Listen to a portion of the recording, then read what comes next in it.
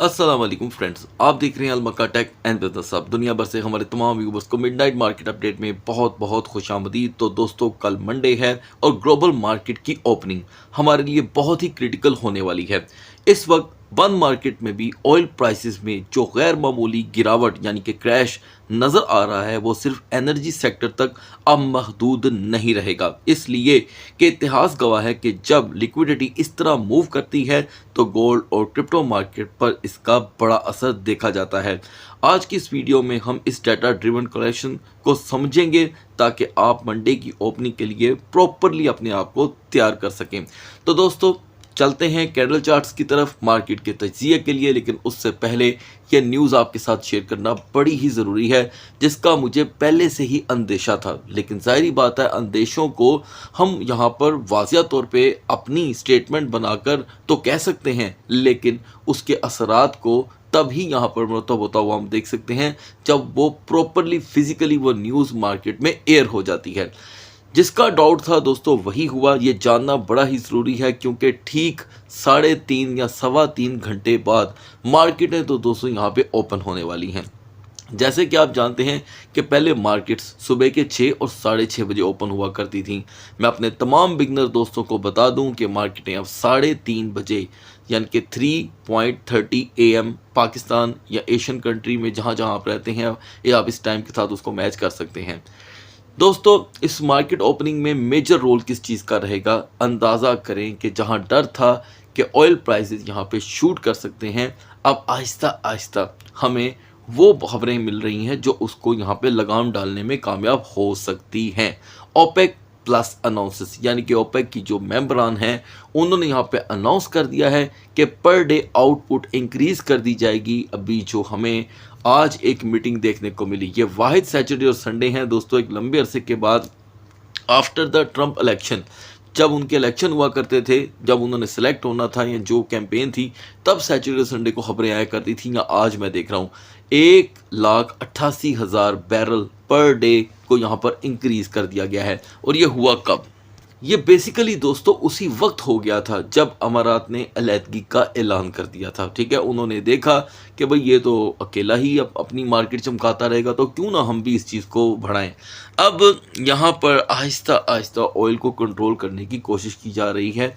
और आज जो मार्केटें ओपन होने जा रही हैं, मुझे ऐसे लगता है आप इससे पूरी तरह डिसएग्री हो सकते हैं कि ये ऑयल को लगाम डालने के लिए अच्छी खबरें हैं। यानी कि फिर भी फाइनली जब मार्केट्स ओपन हो जाएंगी तो ये होना बड़ा ज़रूरी है। अच्छा, अब कुछ व्यूवर का पूछना है कि जी कि मैं फ़लाँ मुल्क में रहता हूँ, यहाँ तो कोई इम्पैक्ट नहीं आ रहा। देखें दोस्तों, ये हर कंट्री का एक अपना ज़ाती फ़ैसला होता है। वो किसके नाम पे क्या काम कर रही है और किस तरह अर्न कर रही है, ये कोई नहीं जानता। लिहाजा इस चीज़ के लिए वेट करना होगा।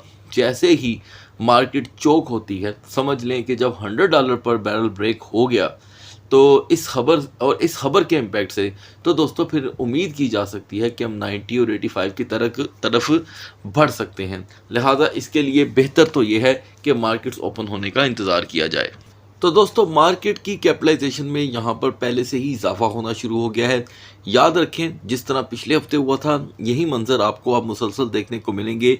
यानी कि अगर मार्केट नेक्स्ट मूव पकड़ती भी है तो साथ साथ करेक्शन का सिलसिला जारी रहेगा।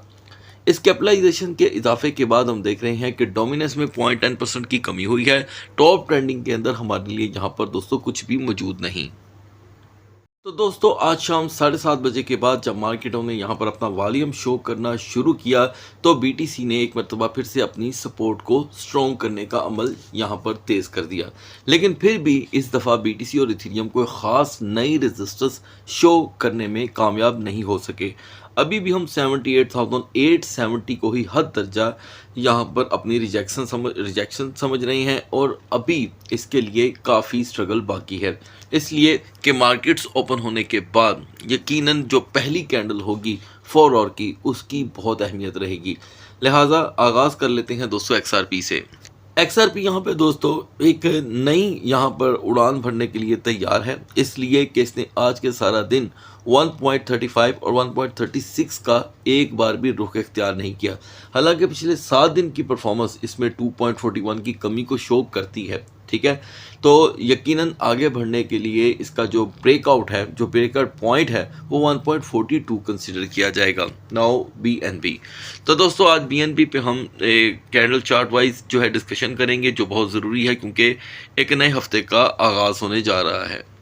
इस सैटरडे और संडे में दोस्तों BNB ने पहली बार, या यूं समझ लें कि लंबे अरसे के बाद, वॉल्यूम शो नहीं किया, यानी कि 615 और 619 या 615 और 621 के दरमियान रोटेशन रही।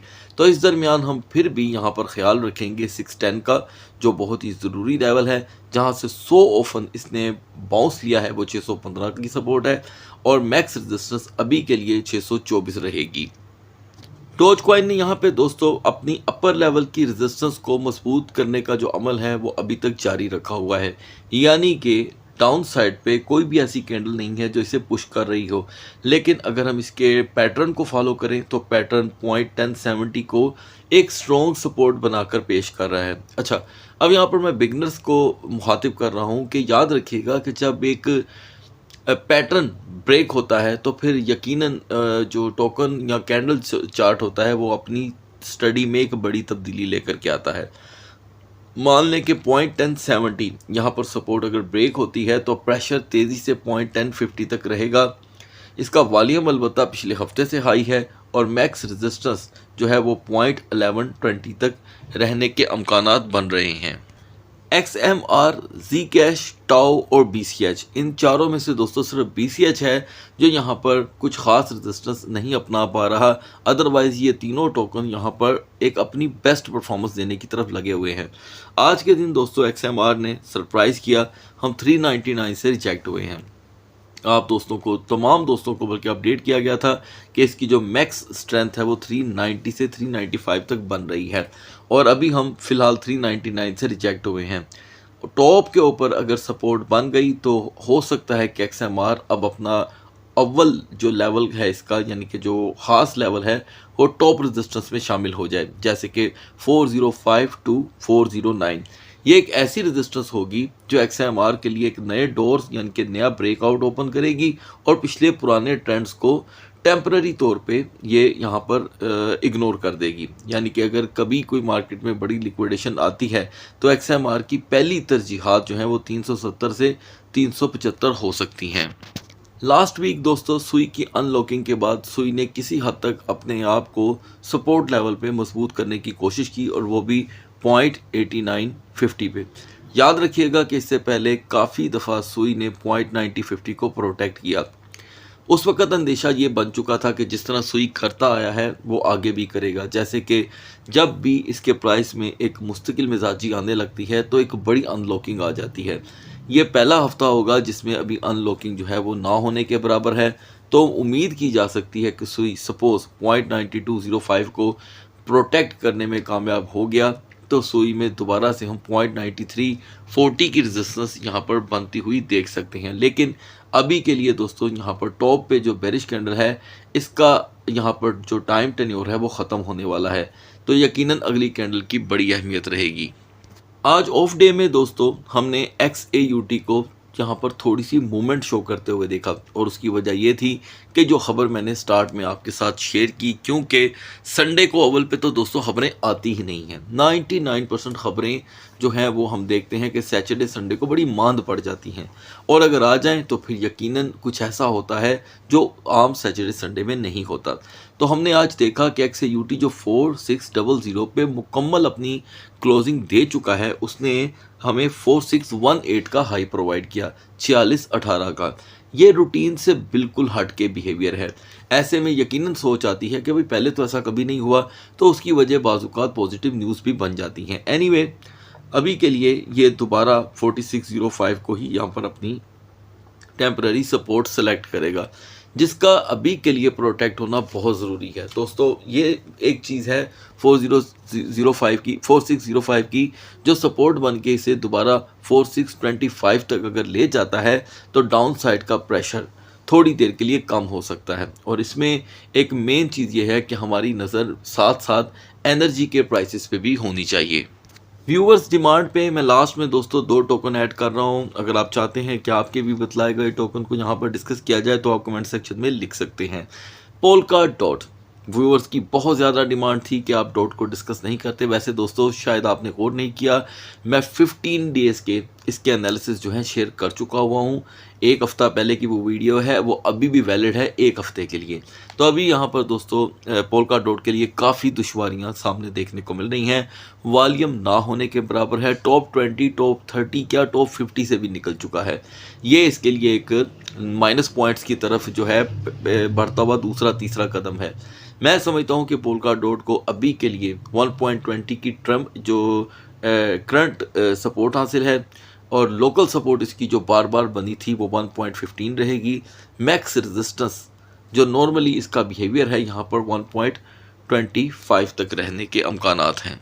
यूनिस्वैप के बिहेवियर को लेकर व्यूवर्स के बहुत ही यहाँ पर तहफ़्फ़ुज़ात थे कि जी क्या वजूहात हैं कि यूनिस्वैप इतने लंबे अरसे से यहाँ पर बूम नहीं कर पा रहा। देखें दोस्तों, वॉल्यूम, हमेशा वॉल्यूम, इवेंट्स, ये चीज़ें इन चीज़ों के काम आती हैं। लिहाजा इसमें तो कोई डाउट नहीं है कि यूनिस्वैप अपने आप में एक बहुत पुराना और फंडामेंटल स्ट्रॉन्ग प्रोजेक्ट है, 10 साल पुराना, और मार्केट में इतनी देर स्टे करना कि ये किसी के बस की बात नहीं होती। एनीवे यहाँ पर यूनिस्वैप को जो मेन सपोर्ट हासिल है अभी भी वो 3.18 की है, और न्यू ब्रेकआउट के लिए हम यहाँ पर 3.35 का स्टिल जो कि है वेट कर रहे हैं। अब बढ़ते हैं BTC और इथेरियम के कैंडल चार्ट की तरफ। So guys, now we are on the chart of BTC, और आप बहुत अच्छे से जानते हैं कि आज BTC का वॉल्यूम बहुत ही कम रहा, जिसकी वजह से इसका डोमिनेंस भी फॉल हुआ है। तो टोटल रोटेशन इसमें 400 की थी। अभी भी सभी की यहाँ पर जो होप्स हैं वो जाके 78,800 के बाद ही पूरी होने के यहाँ पर कोई असरात रखती हैं। जैसे कि यही वो लेवल है जो आज जब पहला सेशन ऑन होगा, इसी की हेल्प से हम 79,500 तक यहाँ पर पहुँचने की सलाहियत पा सकते हैं। कुछ व्यूवर का कहना था कि क्या 80,000 के यहाँ पे चांसेस हैं। देखिए दोस्तों, आप इस कैंडल को देखें, ये हिस्ट्री है आपके लिए। इस कैंडल की ही बेस पे मैं अगर बात करूं तो 80,000 पे वापस आना कोई इतना बड़ा टारगेट ना होगा, सिर्फ 1300 का यहाँ पे फ़र्क है, ठीक है। लिहाजा पहली जो इसके लिए सीढ़ी है वो 79,500 ही रहेगी, और वीकर जोन है दोस्तों 78,000 का ब्रेक होना। इथेरियम में भी यहाँ पे जो दोस्तों मूवमेंट थी वो बहुत ही लिमिटेड रही, 2309 एंड 2335। अलबत्ता एक चीज़ है कि यहाँ पर पिछले 16 घंटों का एक अप ट्रेंड है, बहुत ही स्ट्रॉन्ग है। लास्ट कैंडल है जो है वो डाउटफुल है, क्यों? दोनों तरफ से उसकी दोस्तों शेडोज़ ओपन है, लिहाजा 2330 को इतना भी मजबूत एरिया नहीं है। इसी पे सिर्फ 30 मिनट का स्टे इथेरियम को दोबारा से 2305 की तरफ धकेल सकता है। कौन से 30 मिनट? जब मार्केट्स ओपन हो जाएंगी।